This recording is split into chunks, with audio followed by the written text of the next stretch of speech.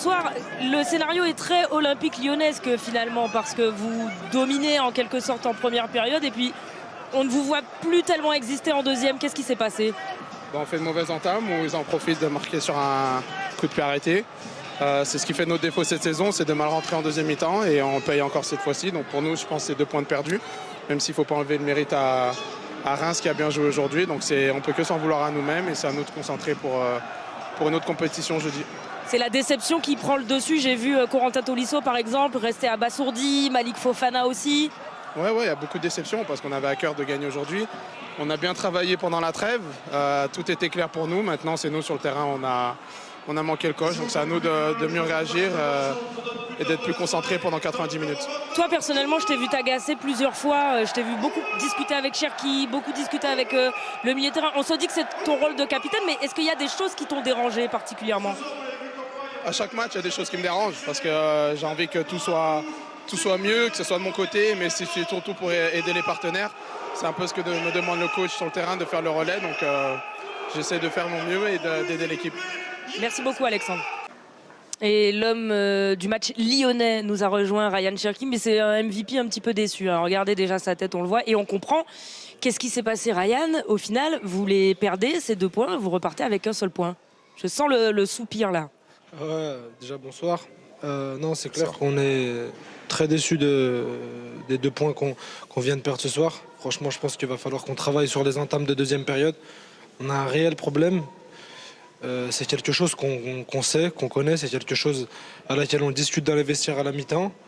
Aujourd'hui, il va vraiment falloir qu'on cible le problème pour les entames de deuxième période parce qu'aujourd'hui, on a joué mieux qu'eux du début à la fin. On leur a laissé un quart d'heure où ils se sont fait plaisir. Et aujourd'hui, ouais, c'est clair qu'on est déçus. Hein. Et comment on l'explique ça, Ryan? Parce que sur le fait qu'on le voit en fin de période, moi, au commentaire, je vous sens confiant. Je me dis, OK, il y a 1-0, mais je suis sûr qu'ils en mettent un deuxième ou un troisième. Comment on explique ce fait d'arriver au vestiaire et de ressortir et de ne pas avoir justement cette justesse ou cette énergie pour faire la différence?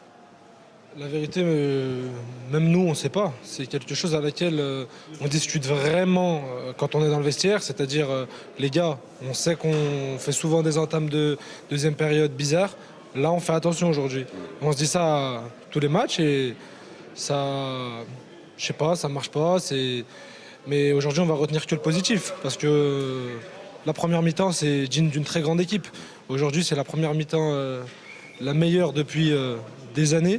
Il va falloir garder tout ce positif, faire mal, encore une fois, vraiment faire mal et continuer à aller jouer, et essayer de grappiller le plus de points possible. Ismaël Bouabdella va te poser une question, je vais te la relayer parce que tu n'as pas d'oreillette. Alors Sma, on t'écoute. Je pense qu'il va voir le sourire déjà parce qu'on s'est régalé de ces 45 premières minutes. Non mais Ryan, tu mets des buts de la tête maintenant. Tu mets des buts de la tête maintenant. Qu'est-ce qui se passe? Tout le monde pense que je mets jamais la tête. Tête décroisée, parfaite. Non, je rigole. Non, franchement, même moi, ça m'a surpris un peu. Je sais jongler de la tête, c'est tout. Hein. Et sur ton poste de numéro 10. Déjà, l'action, elle est sublime. Ouais. Une question sur ton poste de numéro 10. C'est ce que t'aimes. C'est ce que t'aimes. C'est ce que j'aime, mais aujourd'hui, je joue là où je dois jouer, c'est-à-dire à gauche, à droite, 6, 8, 9. Couteau suisse, quoi. Aujourd'hui, je suis là pour aider l'équipe au maximum. Donc même si je dois jouer latéral, j'essaierai de faire parler ma technique derrière. Mais il y a quelque chose que tu préfères quand même. Avant, ouais, je préférais 10. Maintenant, partout où je suis, j'essaie de faire la différence. C'est un petit peu ce qu'on a vu. Eh oui, non, clairement. Parle-nous un petit peu, moi j'aimerais bien savoir en fait au niveau des permutations. Tu vois, cette liberté que tu as sur le terrain de te déployer, parce qu'aujourd'hui, avec Smaïl, on était surpris. C'est vrai que tu as frappé du droit, tu as frappé du gauche, et c'est de la tête que tu marques.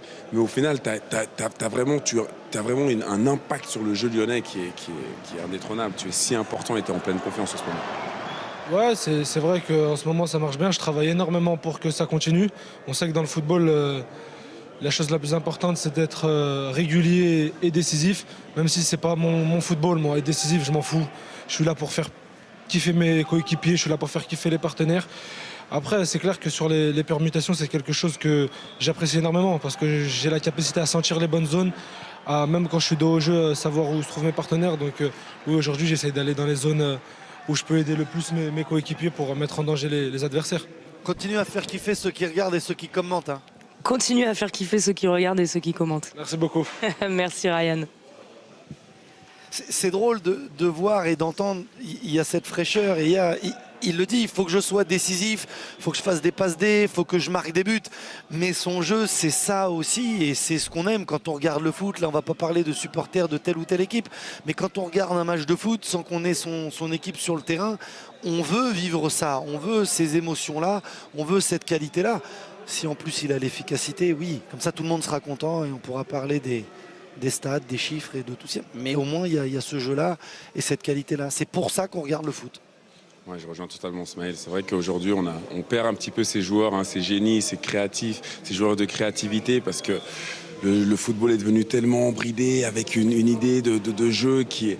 Et là, c'est vrai que Ryan, il fait plaisir en fait dans l'intervalle avec sa justesse technique, cette insouciance aussi avec son ballon. Et il est malheureux de ne pas mettre un deuxième but ce soir, mais sinon, dans sa performance pour la période, c'était vraiment la grande classe.